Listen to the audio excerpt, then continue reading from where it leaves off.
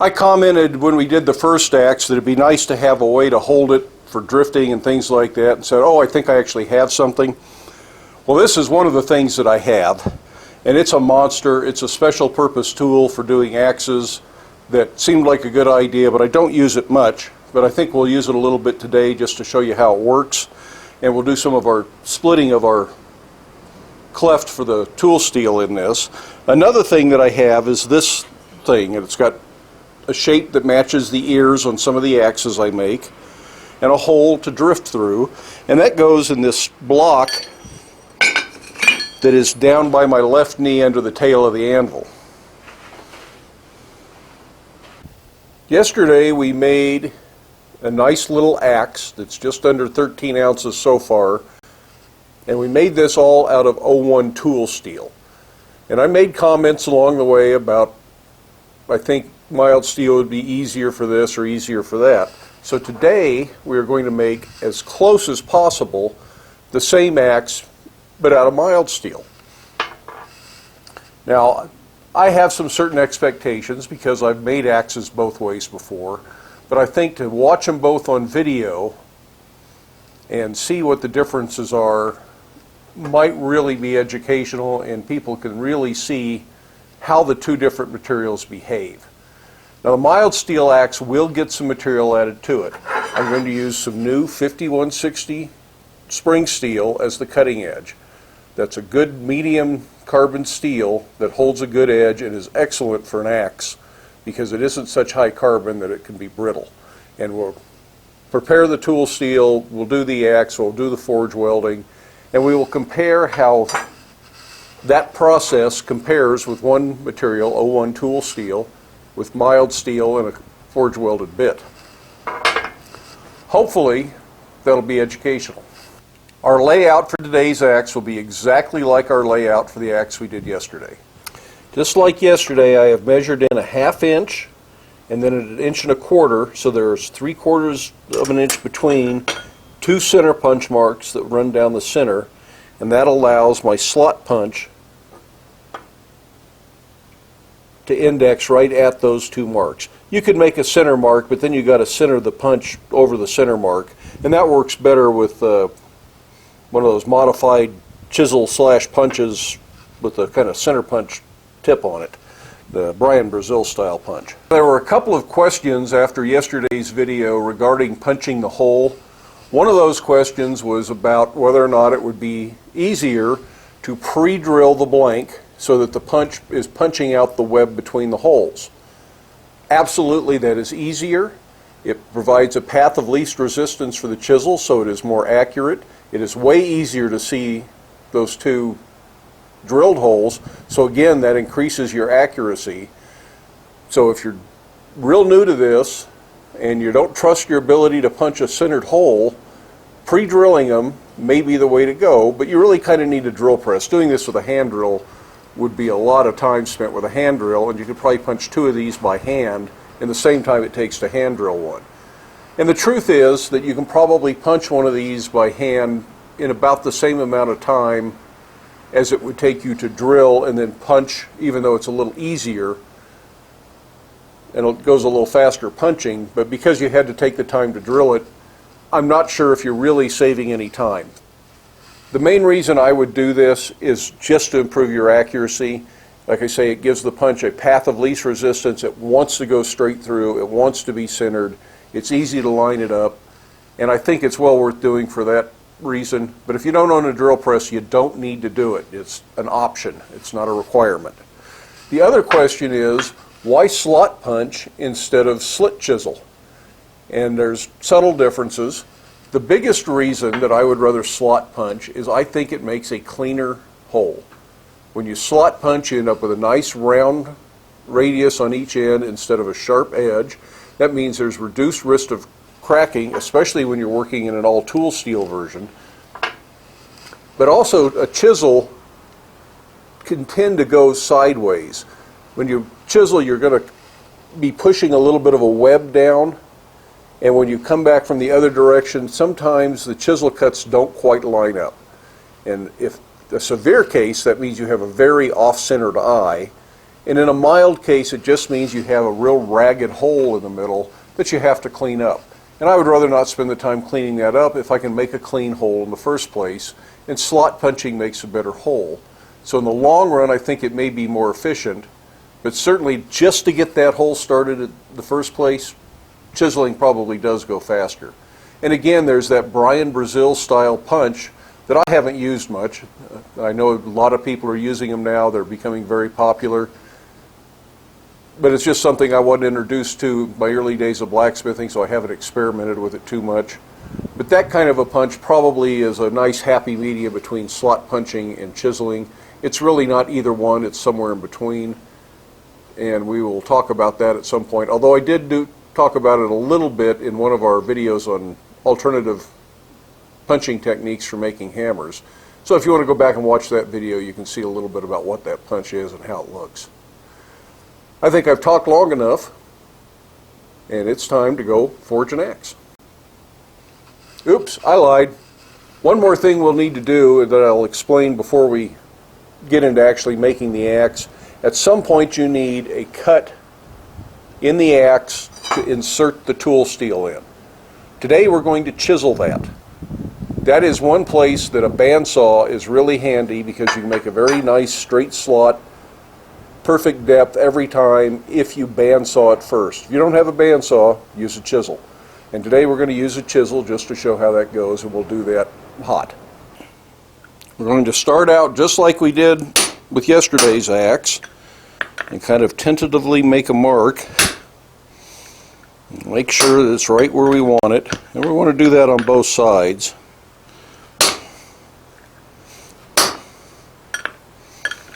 When we can get away with working the mild steel to a little colder heat, not much point in it. It gets pretty stiff at a colder heat, so you might as well heat it up. But you can also get it hotter than you can the tool steel. Tool steels have a much lower working range and have to be worked in that range. Mild steel is much more forgiving, so you can get it at a higher heat, which makes it easier to work. It's easier to work in the first place, plus you can work it to a slightly lower heat. So you should be able to get a lot more work done in any given session. Try a different camera angle, see if this looks any different to you. Now, I'm already going a lot deeper than I was at this stage in the tool steel, so I can go a lot more aggressively because my punch has a good place to go to.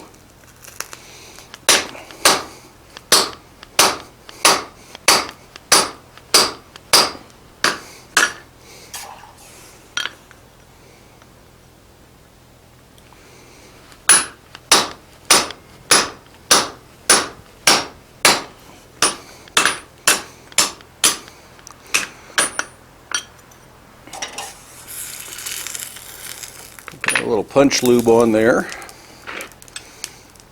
Now, this is getting fairly cold, but I felt the slug move, so I'm going to go ahead and see if I can shear it out of there at this heat.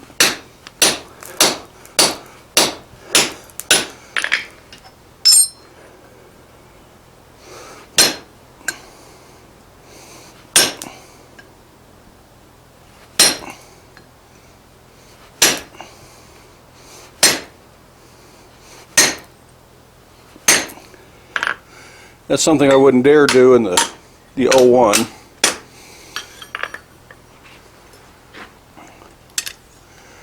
But there we have a nice clean little eye and just a couple of heats, way faster than it was in the 01. So now I want to open that eye up a little bit by upsetting the piece. And that gets the eye to start opening so it will accept our drift.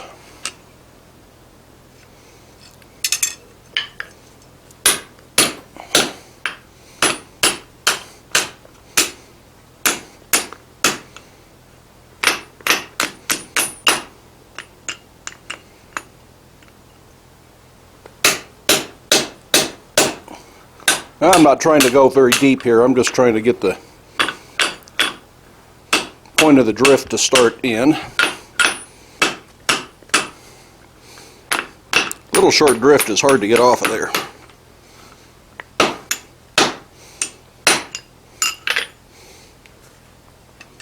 So that just starts to open the eye up to match the drift. Now before I go too far with the axe head, I want to prepare our tool steel edge. This is that piece of 5160, and I'm just going to draw it out to a taper on one side.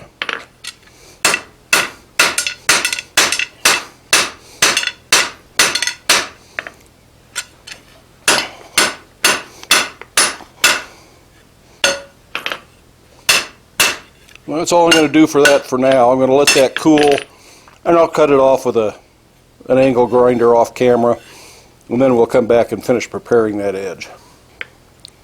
So while our tool steel edge cools, we'll get back to drifting the eye. And just a matter of working from both sides again.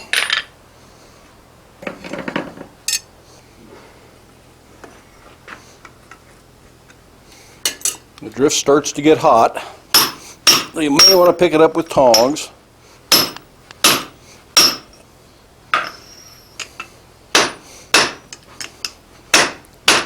And just like we did yesterday, we want to work the eye around the drift, not just stretch the eye with the drift.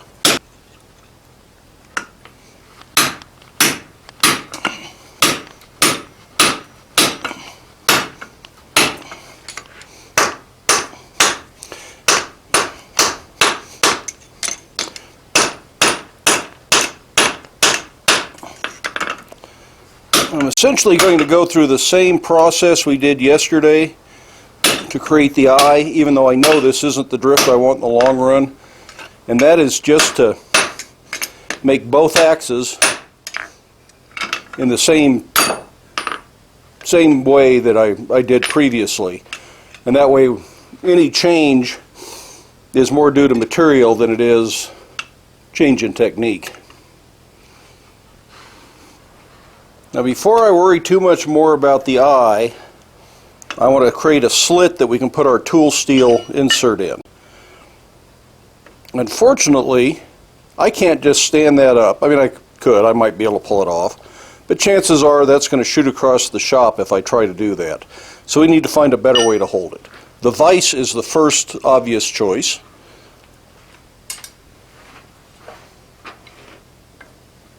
Well, we've got the camera set up over here. Let's take a little look at our piece of tool steel. It's 1.5 inches from where it'll insert into the cleft all the way out to the edge. And we're going to draw out the axe a little bit before we insert this. So if we chisel 3/4 to an inch deep, we should be just fine. I'm also going to heat this up, and I'm going to put some little barbs on it that I'll explain here in a few minutes.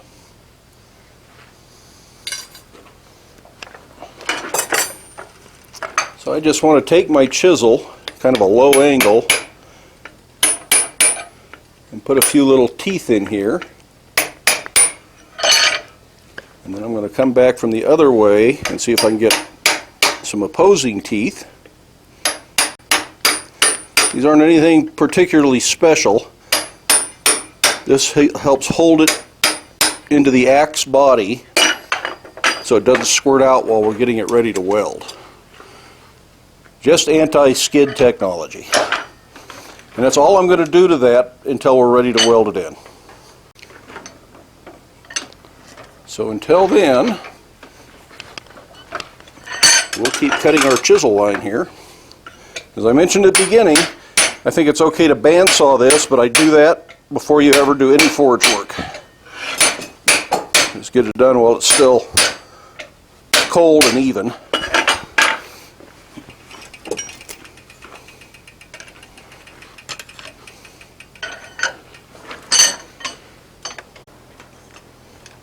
Now this tool will actually support the chisel, or the axe head, from below. And you use this little wedge to kind of hold everything in place.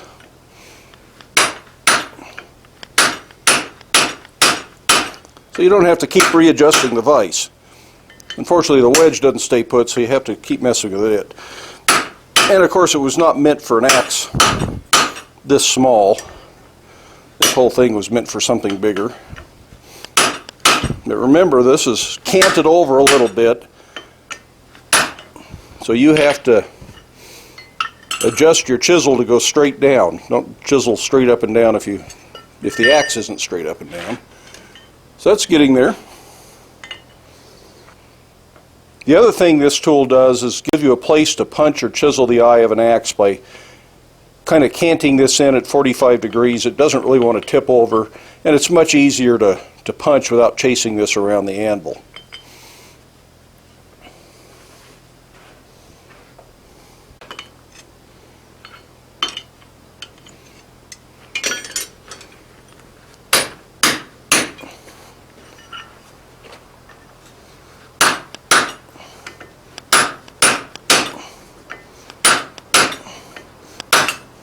Yep.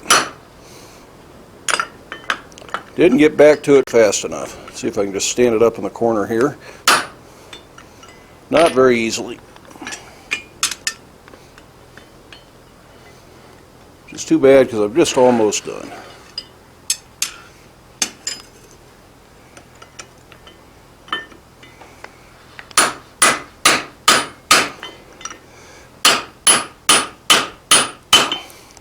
But I think we'll succeed.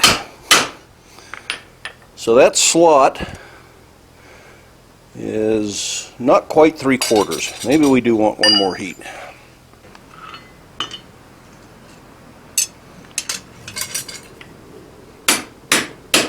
The eye swells out. It really does give me a good place for that wedge.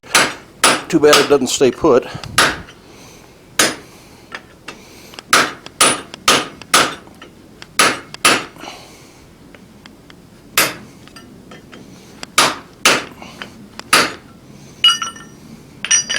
So that's where our tool steel insert will go.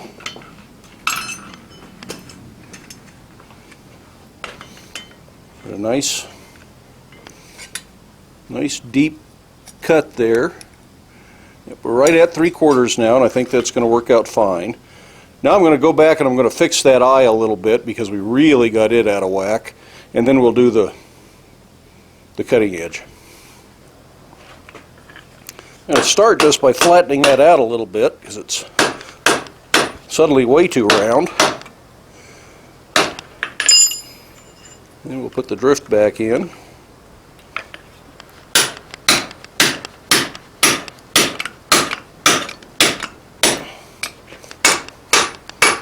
And make it fit the drift.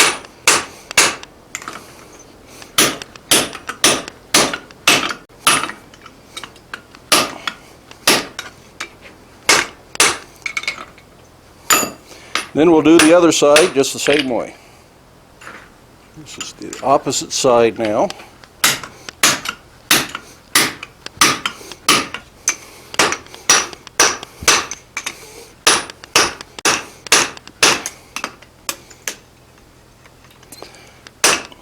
And I think that's all I need to worry about doing with the eye at the present. We'll finish the rest of the axe and then we'll come back and clean up the eye. Although you do want it fairly straight.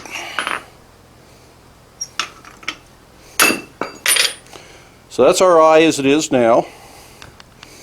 Back to the working end of the axe. And we'll get ready to weld that steel in.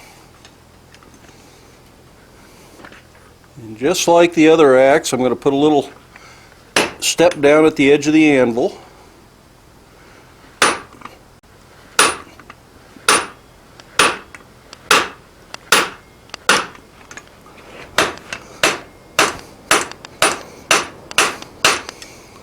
Going to help establish the profile that I want in the long run.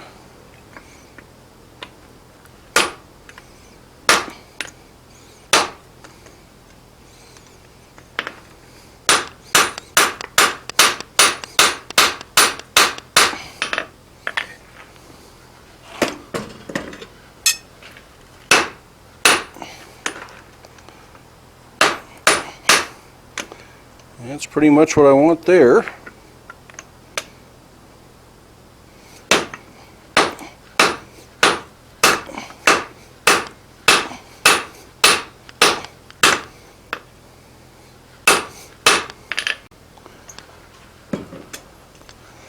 So I'm going to go ahead and start shaping the axe the way I want it at this point without the tool steel.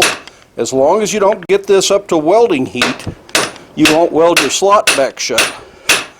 But if you get it up to welding heat, you're going to be sorry.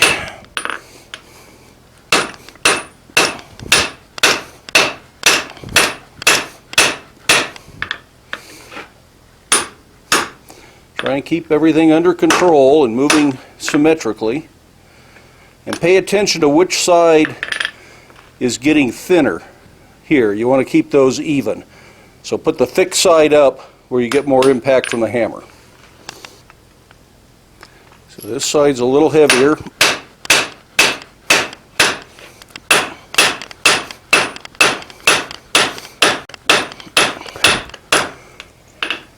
But in the long run, you'll need to work both sides anyways. Just do more work from the thick side and keep looking, because what's thick and what's thin may change one heat to the other.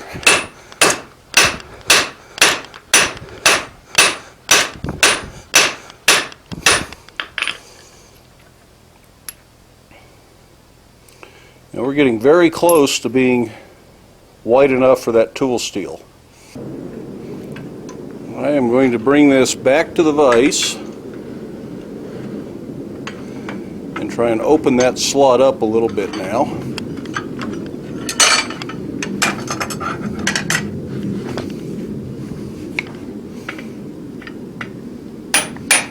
And if you didn't accidentally weld it, it should open up nice and evenly. This thing is also tapered now, so it's going to be a lot harder to keep in the vise.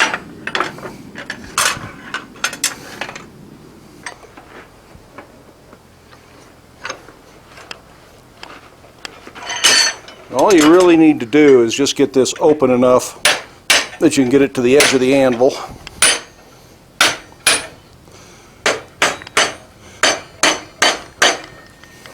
And that should do that for us.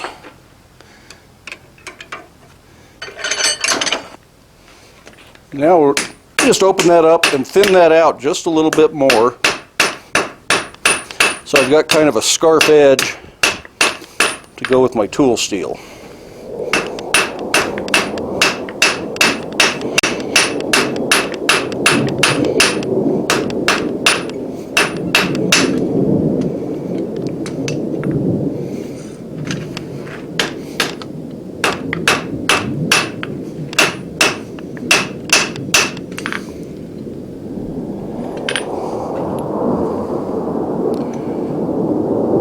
I think I can thin those out just a little bit more.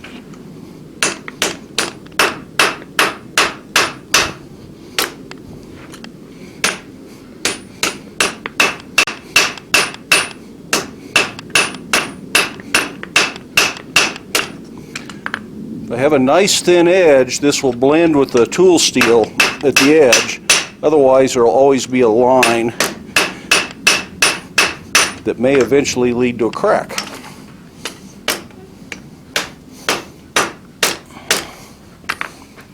So that's about what I want now. I'm going to have to close that up just a little bit so that this will stay in there. But you can see that isn't going to quite cover this, so having a thin edge is going to make a big difference.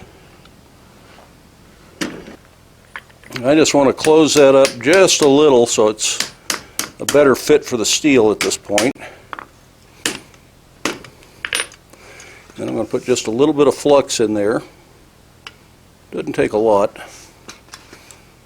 And I'm going to put the steel edge in. And I'm going to hammer it down as tight as I can hammer it.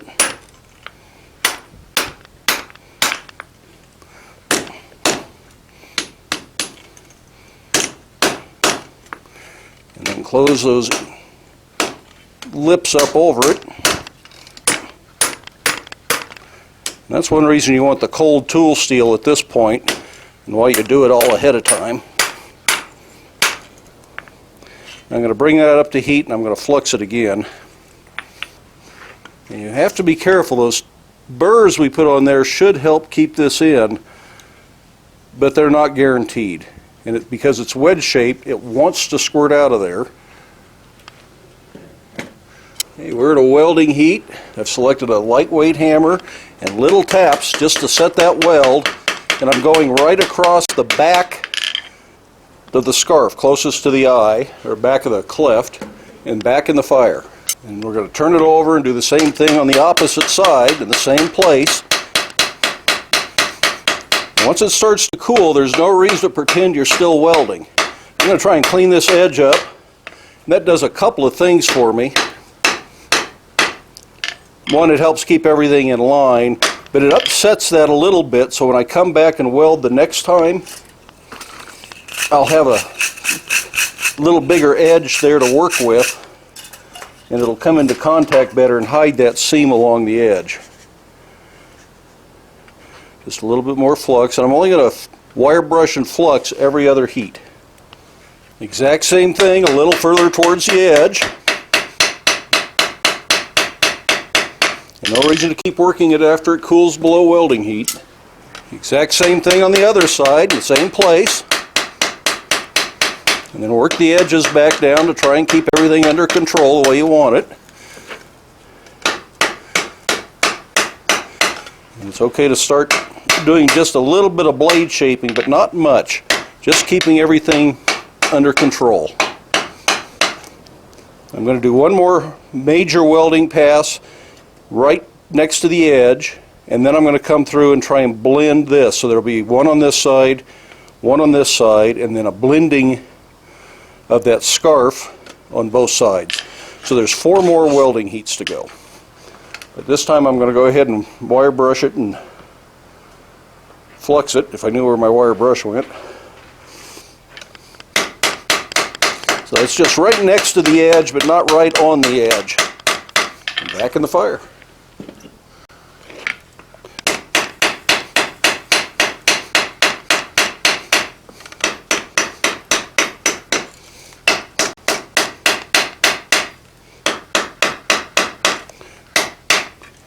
Now what I want to do is I want to try and get right on the scarf seam, although I'm having trouble seeing it.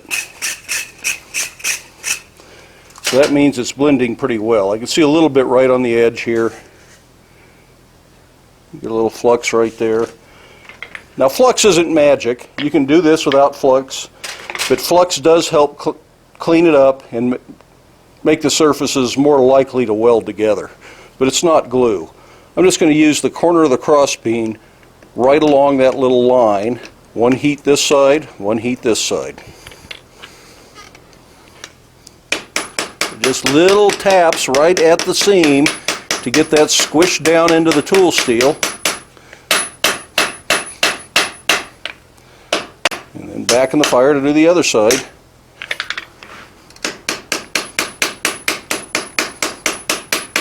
Hopefully that's got that all blended. It gets kind of hard to see against the hot iron with the scale on it,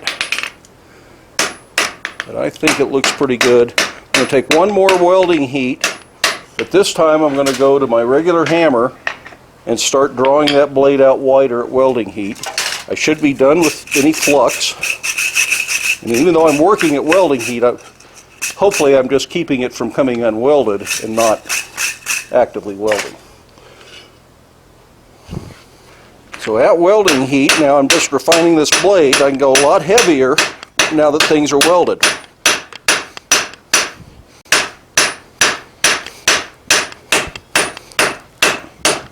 I need to forge the entire blade.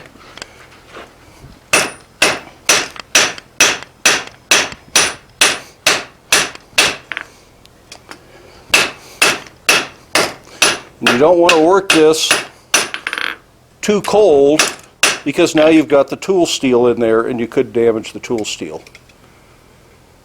I don't see any signs of my weld seam. And this moves easy enough, I don't feel like I need the cross peen.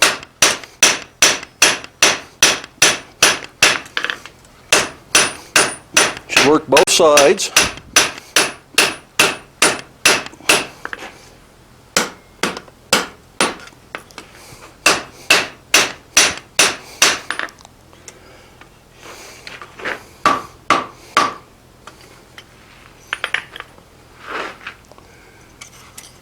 think I'm going to take one more low heat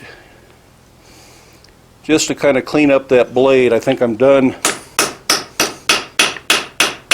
welding there, and we'll put the touch mark in it.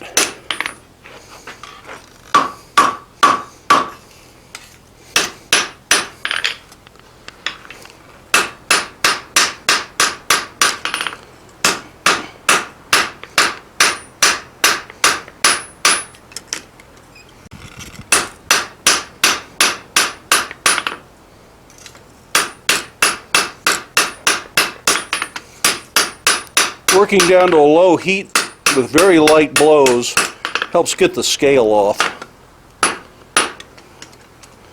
And we're going to turn it around and we're going to finish the eye in just a second here.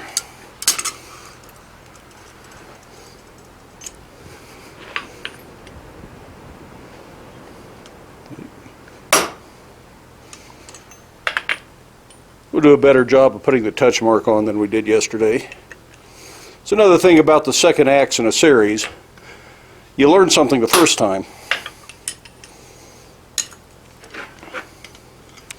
So there's my touch mark, last name and a bear paw.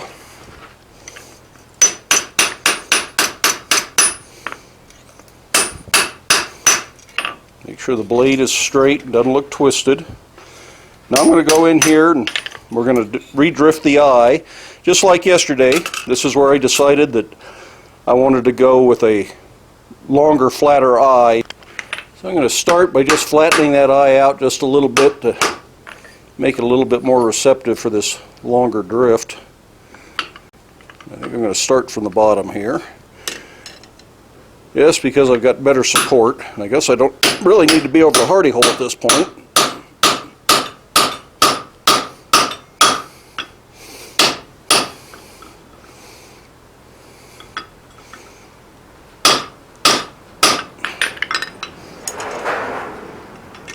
Sounds like the wind's coming up.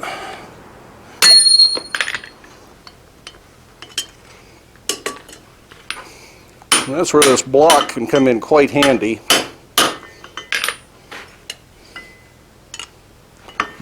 Although at the moment, until the drift starts to poke through, it's not quite as important.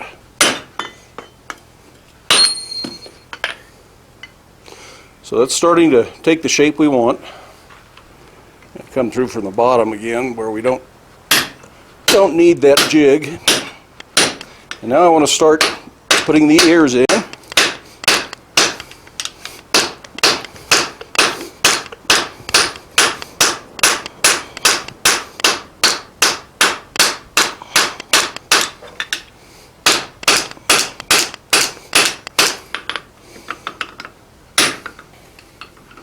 I'm going to keep working from the bottom until I'm happy with the ears.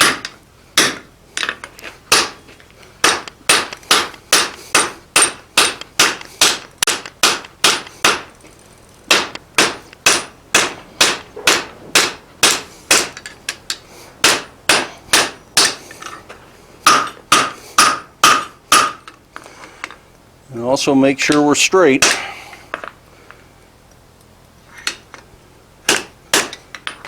Good time to take some of the twists out.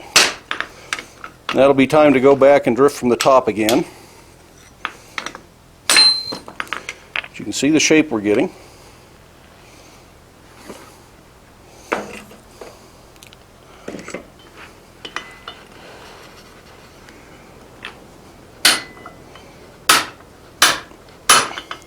And that's what that little section there is all about. I don't know if you can still see this under here or not, but this gives us a chance to kind of refine the back of the pole and just generally clean the axe up.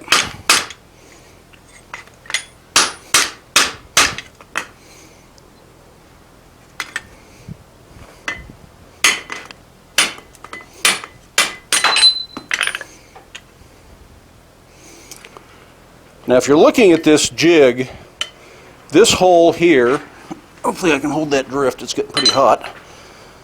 This hole here allows drifting from the bottom. And you saw where I drifted from the top. And this little spike fits a different size eye, so I can't use it. But you can put the axe over this and then twist it to take any twist out of it. Well, a little drift that's just big enough to refine the eye is all you really need. It can be a lot easier sometimes to have a drift that is much longer so you can hold on to the hot axe using the drift as a handle. And then you can get a little bit more work done that way. It's a lot easier than wrestling with tongs. And there's one reason I don't have specialty tongs just for doing axes. But since the other axe had this drift, I'm going to do my final drifting with it. Turn this thing around, see if it makes our life any easier.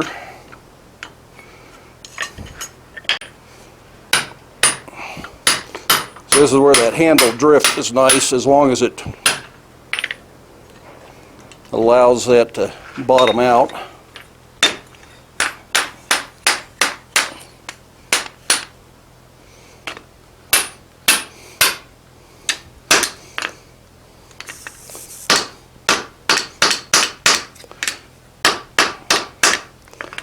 And we'll take one more drifting heat and drift from the bottom and top both, and hopefully at that point this is pretty much done. So we can drift this side from here.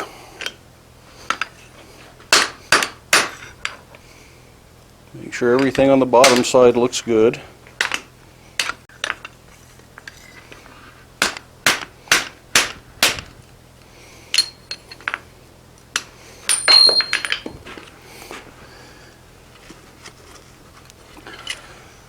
And then we'll drift the top side again.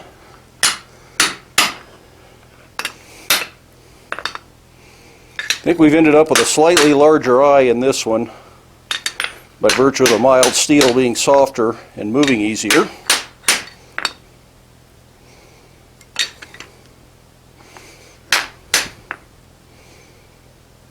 And I think we're through with the eye part. I'm going to straighten the blade one last time and call it good.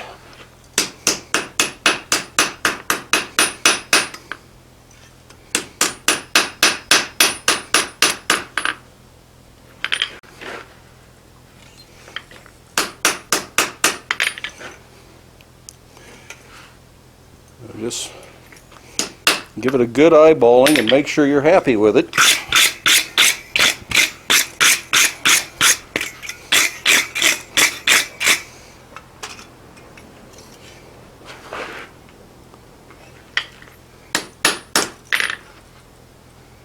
And sometimes you just have to quit messing with it.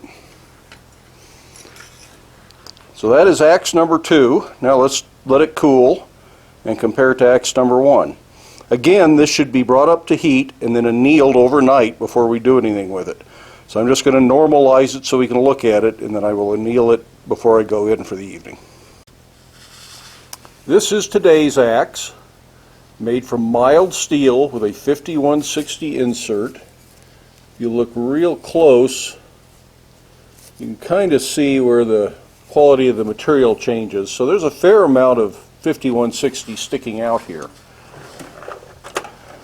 This axe currently is 6 1/4 inches long and has a 2 3/4 inch wide bit. So it is a bigger axe than the one we made yesterday. Now, the main reason for that is because we added the tool steel. If we'd cut the blank short by about 1/2 inch to start with, we might have ended up more identical. But I don't know that that was relevant for this exercise. I think it is probably also a little bit thinner axe because it was easier to forge than the other one was, although not a lot thinner. This axe weighs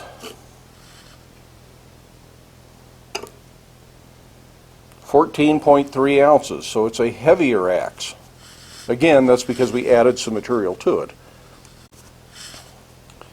Now I could make these nearly identical in profile if I trim this all the way back there. And that would then make this narrower. I might then have to forge it out a little bit. I don't know that I'm going to do that, but I could. I think probably instead I will probably trim it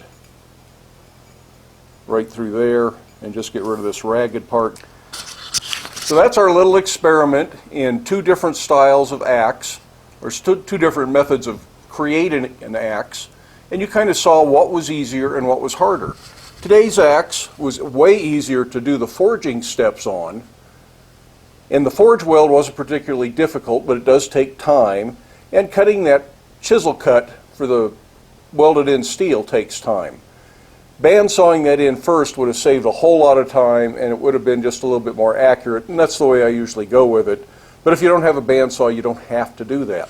You can go ahead and do it with a chisel. The big thing will be looking at the finished video and seeing which one is longer, which one took more heats. Of course, the chit-chat at the beginning and at the end is going to be a little different, and we took time to look at this tool. So there's differences there that will affect the finished length of the video. But if you just look at how much forging went on, you can get an idea of which one really was faster and more efficient.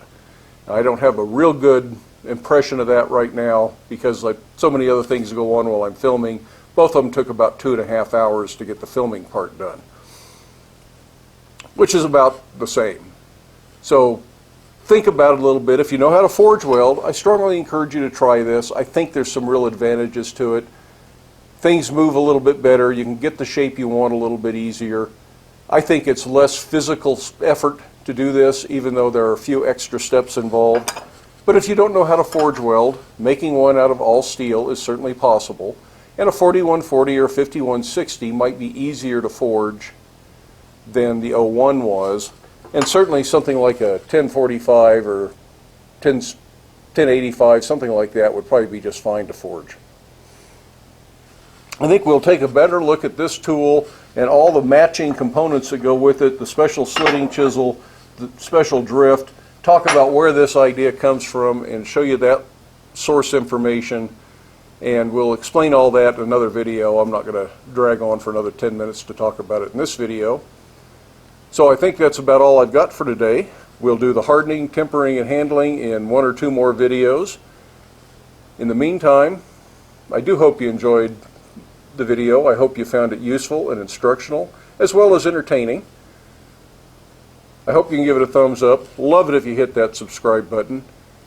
If you're so inclined as to help support the channel financially, there's a link for PayPal and Patreon down in the description, but there is no obligation. The content is free as always. Now get out to your shop, make something, have fun, but do stay safe and wear your safety glasses. We'll see you for the next one.